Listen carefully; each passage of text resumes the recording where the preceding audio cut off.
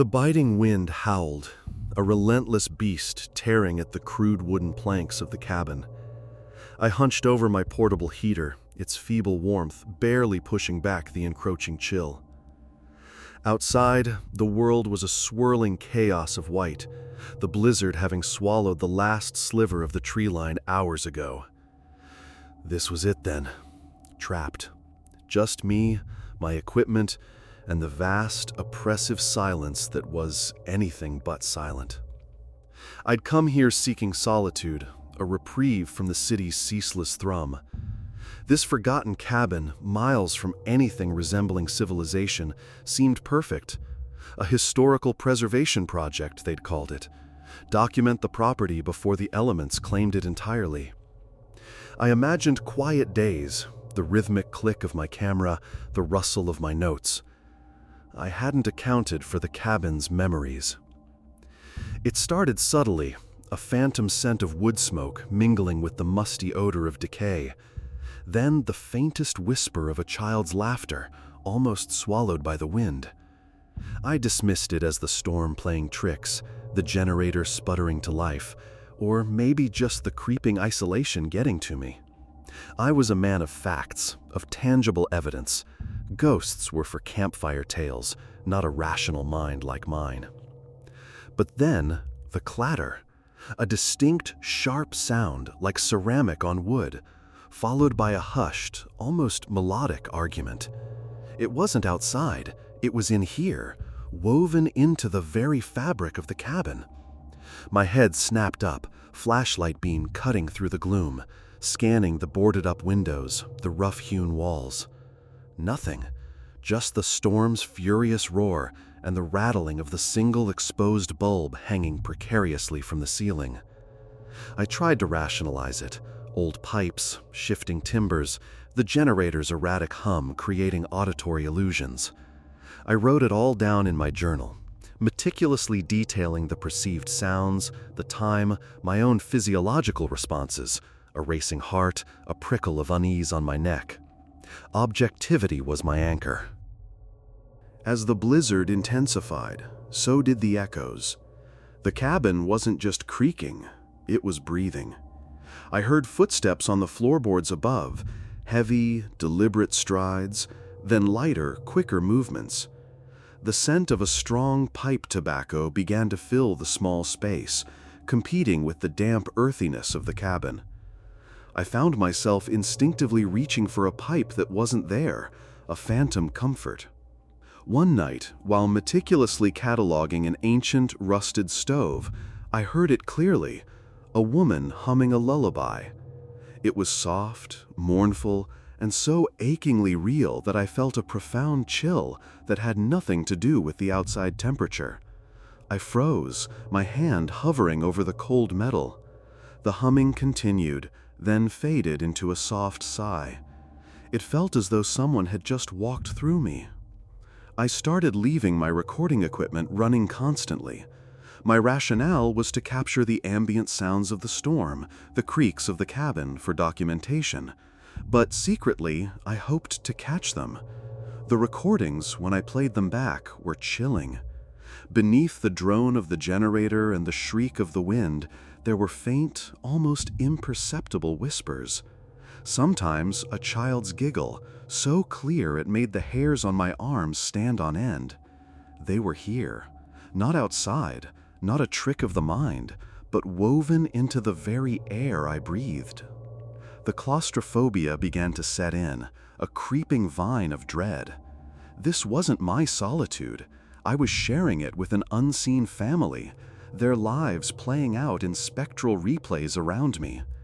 Every shadow seemed to shift with an unspoken presence. I started talking to myself just to hear my own voice, to affirm my own existence in this space. Sleep became a fractured thing, filled with vivid, anachronistic dreams.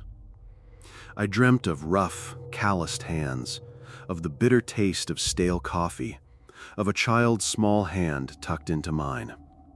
I woke up disoriented, the dream clinging to me like damp clothes, the phantom scent of pipe tobacco strong in my nostrils. Then came the voices, Not just echoes on my recordings, but direct, intrusive thoughts that weren't my own. A sudden, sharp irritation at a misplaced tool.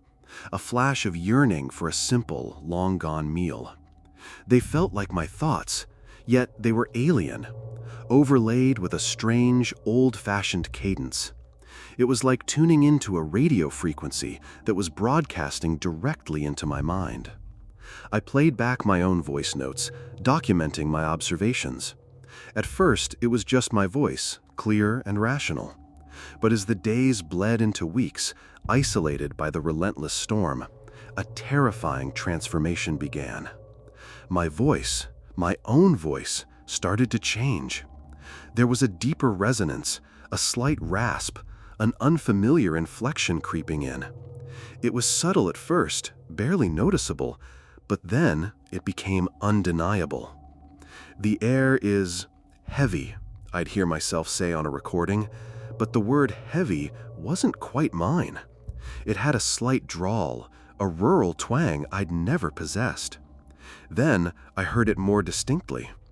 "This place ain't fit for man nor beast, no sir."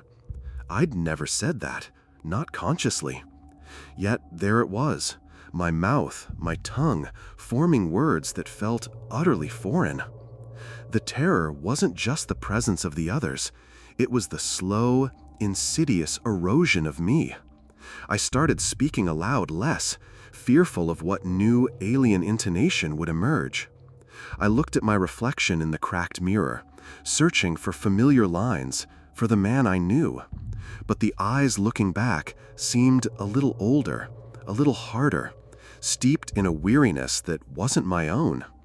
My own thoughts felt invaded, porous, as if the personalities of the cabin's past inhabitants were seeping into the very marrow of my bones.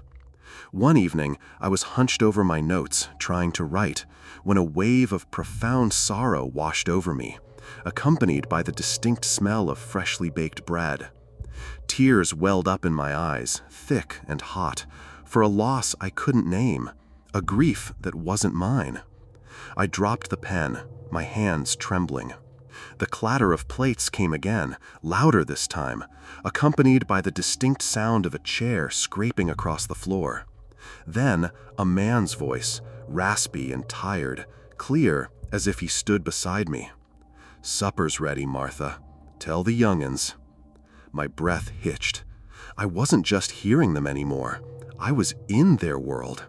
Or rather, they were seeping into mine, blurring the lines until I couldn't tell where I ended and they began.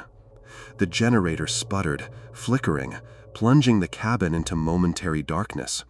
In that instant, I swore I felt a warm hand on my shoulder, a faint, phantom pressure, before the light flared back on, revealing only the desolate, dust-filled air. I was trapped, not just by the blizzard, but by the relentless, encroaching echoes of a life long past. And I knew, with a certainty that chilled me to the bone, that by the time the storm broke, if it ever did, the man who walked out of this cabin wouldn't be me.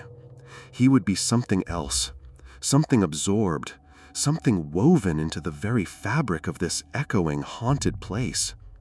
And he'd carry the scent of old tobacco, the bitter taste of stale coffee, and the faint, mournful hum of a lullaby no one else could hear.